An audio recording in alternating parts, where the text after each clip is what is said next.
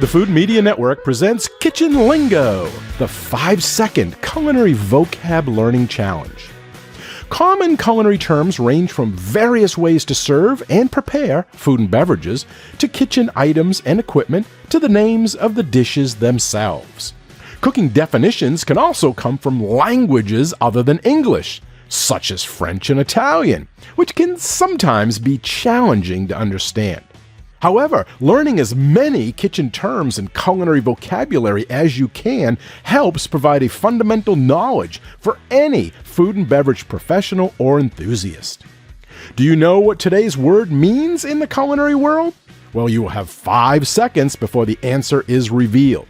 But if you need more time, you can always hit pause. Today's word is tempura, spelled T-E-M-P-U-R-A,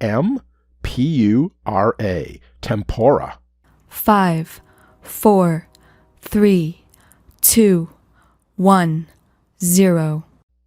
According to the Food Lover's Companion, tempura is a Japanese specialty of batter-dipped and deep-fried pieces of fish or vegetables.